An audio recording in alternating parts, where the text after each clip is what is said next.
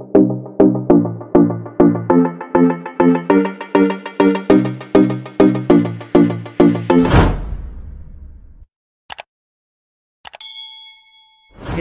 Welcome to my channel. Huwag kalilimutan mag-subscribe, mag-likes at mag-share sa aking mga videos.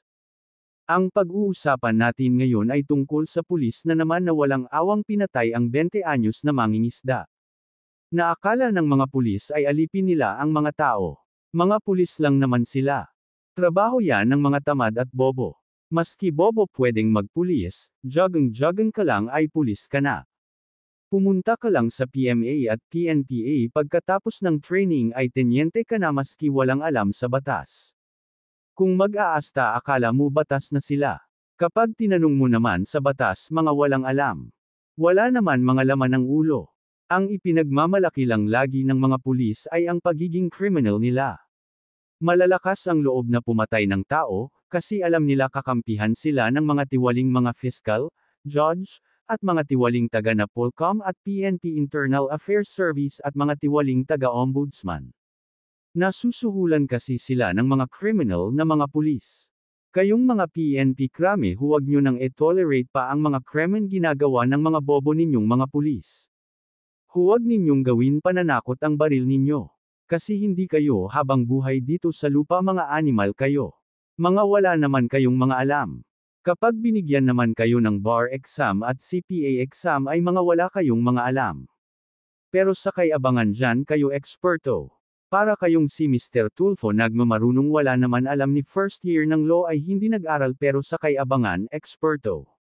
Kaya ang tawag namin ay idol ng mga tanga. Ang pagiging pulis ay pambobo yan. Maski bobo pwedeng magpulis. Jogging ka lang ay general ka na maski walang alam sa batas. Pakinggan nyo itong balitang ito. Cop faces dismissal for gunning down Jensen fisherman. Kayong mga PNP camp krami huwag kayong puro dal-dal. Tanggalin nyo ang mga pulis na salot sa lipunan. Ang natutuwa lang naman sa pulis ay kapwa ninyo pulis. Kasi mga masamang tao kayo. Nahaharap sa pagkakatanggal sa serbisyo ang isang pulis dahil sa pamamaril at pagpatay sa isang 19 anyos na mangingisda sa General Santos City noong Pebrero.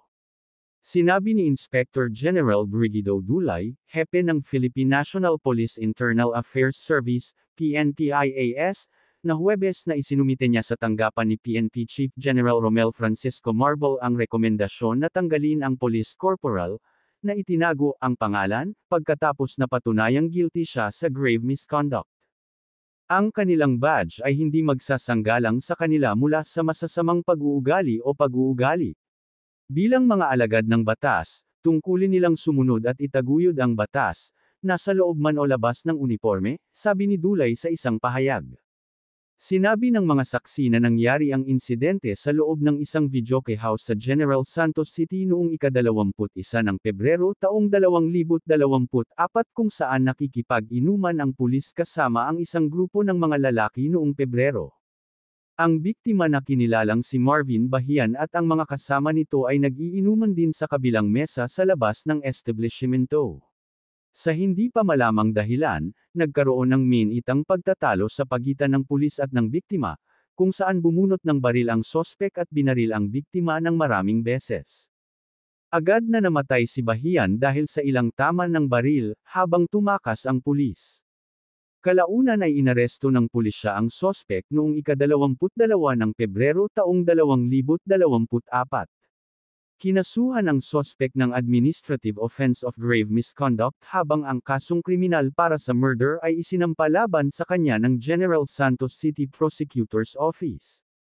Lumabas sa mga ulat na ang opisyal ay dati nang nasangkot sa isa pang pisikal na alitan habang lasing. Napaka-demonyo kayong mga pulis. Feeling ninyo mga alipin ninyo ang mga tao. Na kapag type ninyong barilin ay papatayin ninyo. Malalakas ang loob nyo, kasi kasabwat ninyo ang mga tiwaling fiscal at judge at PNP Internal Affairs Service at na POLCOM at Ombudsman kaya napaabsuelto kayo. Diyan nga sa Dasma Cavite at Imus Cavite at Manila ay mga kurap mga fiscal dyan. Saan ka nakakita na ang mga complainants pa ang tinatakot ng mga tiwaling fiscal? Talamak yan dyan sa Dasma Cavite at Manila ang mga pang-aabuso ng mga tiwaling mga fiskal. Ginagawa nilang negosyo ang prosecutor's office. Idinidismiss nila agad ang kaso dahil nababayaran sila ng mga criminal na mga nagkasala sa batas. Huwag kayong mag-alala, may karma na darating sa inyo mga animal, kayo buhay pa kayo, sinusunog na ang mga kaluluwa ninyo, mga demonyo kayo. Salot na kayong mga pulis at fiskal sa lipunan. Hanggang dito na lang ang video na ito. Thank you for watching.